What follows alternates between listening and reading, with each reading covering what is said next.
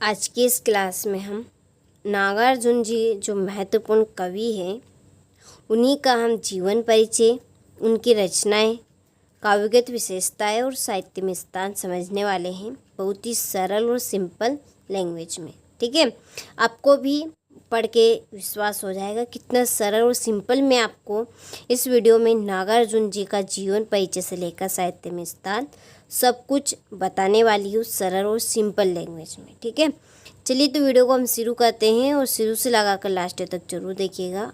ये वीडियो आपके लिए काफ़ी यूज़फुल होने वाला है। ठीक है, तो सबसे पहले हम यहाँ पर नागार्जुन जी का जीवन परिचय यहाँ पर कंप्लीट करने वाले हैं। ठीक है, तो यहाँ पर आपको अच्छे से हेडिंग डालनी है।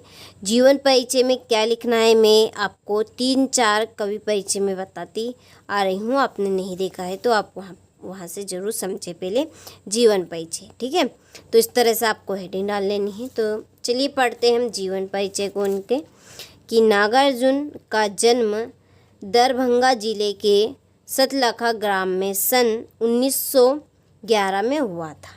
तो नागार्जुन जी का जन्म दरभंगा जिले के सतलखा ग्राम में सन 1911 में हुआ था।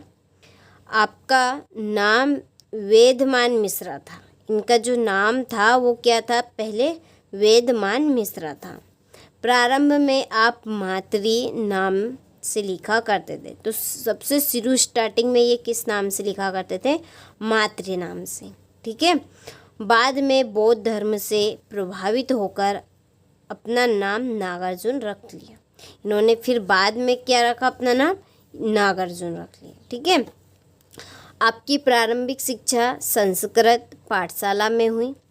आपने देश विदेश में घूमते हुए कई भाषाओं का ज्ञान प्राप्त किया और सन 1948 में आपका निधन हो गया।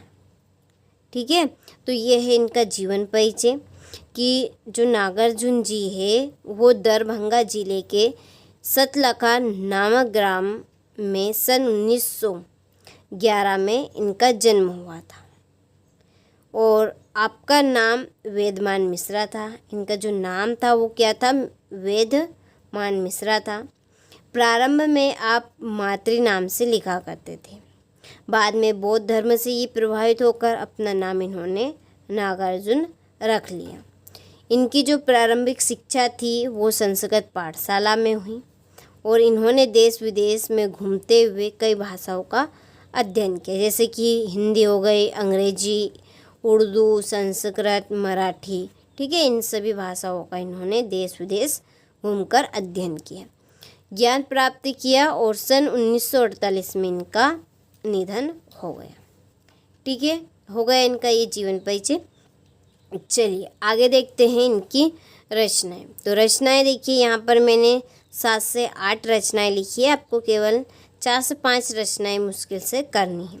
तो पहली है युगधारा, दूसरी है प्यासी पथराई आंखें, तीसरी है सतरंगे पंखों वाली, चौथी खून और शोले, पांचवी आखिर ऐसा क्या, छठी है हजार हजार बाहों वाली, सातवीं तुमने कहा था और आठवीं है प्रेत का बयान। ठीक है, और आदि। तो ऐसी कई रचनाएं इन्होंने रची है। तो ये कुछ आपके सामने 7 से 8 रचनाएं प्रस्तुत हैं। इसमें से आपको केवल 4 से 5 रचनाएं करनी है, इतनी भी ना कर सके तो आप केवल 3 रचनाएं तो ज़रूर कीजिएगा। ठीक है, चलिए एक बार हम दोहरा लेते हैं। काफ़ी सिंपल रचना है, आप ट्रिक बनाकर इनको याद रख सकते हैं। ठीक है, यदि आपको किसी तरह की ट्रिक आती है तो पहली रचना है युगधारा, दूसरी है प्यासी पथराई आंखें, तीसरी है सतरंग के पंखों वाली, चौथी है खून और शोले, पांचवी आखिर ऐसा क्या, छठी है हजार हजार बाहों वाली, सातवीं तुमने कहा था और आठवीं है प्रेत का बयान। ठीक है, चलिए इसके बाद में आगे है इनकी काव्यगत विशेषताएं। ठीक है, काव्यगत विशेषता की आपको यहाँ पर हेडिंग डालनी है, जिस तरह से यहाँ पर हेडिंग डली हुई है। ठीक है, इनकी काव्यगत विशेषताएं निम्न है। नंबर 1 क्या है, भाव पक्ष। ठीक है, तो वही है आपकी काव्यगत विशेषता, भाव पक्ष और कला पक्ष। पहले डायरेक्टली भाव पक्ष और कला पक्ष पूछा जाता था, अब केवल काव्यगत विशेषता के नाम से पूछा जाता है। ठीक है, तो इसलिए केवल आपको अच्छे से हेडिंग डाल देनी है यहाँ पे।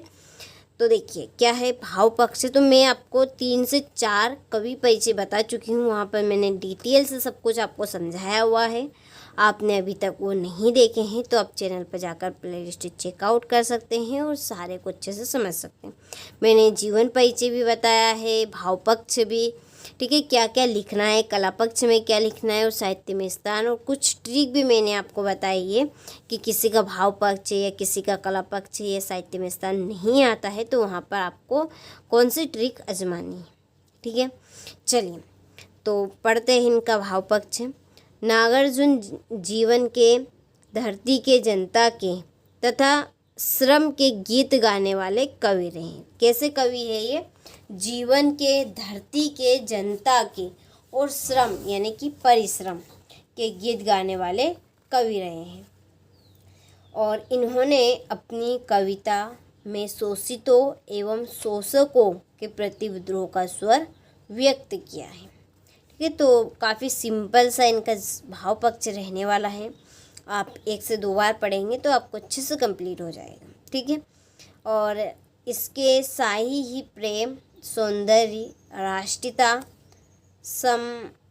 समसामयिक और गतिविधियाँ पर करारे प्रहार किए हैं। ठीक है, तो क्या है इनका भाव पक्ष? नागार्जुन जीवन के और धरती के, जनता के तथा श्रम के गीत गाने वाले कवि रहे हैं।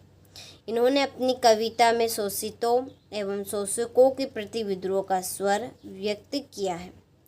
इसके साथ ही प्रेम, सौंदर्य, राष्ट्रीयता, समसामयिक गतिविधियाँ पर करारे इन्होंने प्रहार किए हैं। ठीक है, चलिए आगे बढ़ते हैं इनके कला पक्ष की ओर। तो देखिए ये है कला पक्ष, हेडिंग आपको डाल देनी है कला पक्ष की कि इनकी बोली सामान्य बोलचाल की खड़ी बोली है। काव्य विषय इनके प्रतीकों के माध्यम से स्पष्ट उभर कर आते हैं। इन्होंने दोनों ही प्रकार की छंदबद्ध एवं छंदयुक्त रचनाएं की हैं।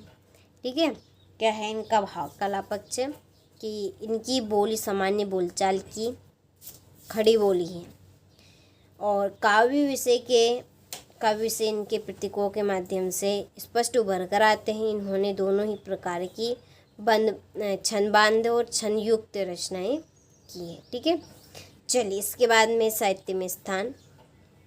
तो साहित्य में स्थान क्या है इनका कि बिना किसी भय, द्वंद्व, संकोच के अपनी बातों को दमदारी से रखने वाले नागार्जुन का साहित्य आधुनिक हिंदी कवियों में महत्वपूर्ण स्थान है। ठीक है, तो बिना किसी भय, द्वंद्व, संकोच के अपनी बात को दमदारी से कहने वाले नागार्जुन का, ठीक है, आधुनिक हिंदी कवियों में महत्वपूर्ण स्थान है और अपनी सपाट बयानी के लिए वे निरंतर याद किए जाएंगे। ठीक है, तो ये है इनका साहित्य में स्थान। चलिए आपने स्क्रीनशॉट यदि नहीं लिया हो तो यहाँ से आप स्क्रीनशॉट ले और चैनल के ऊपर यदि आप पहली बार हो तो चैनल को जरूर सब्सक्राइब कीजिएगा। बाकी के आपने कवि परिचय नहीं देखे हैं तो आप चैनल पर जाकर प्लेलिस्ट चेकआउट कर सकते हैं और आगे आने के लिए आप चैनल पर पहली बार तो सब्सक्राइब जरूर कीजिए, नोटिफिकेशन ऑन जरूर करके रखिएगा। ठीक है।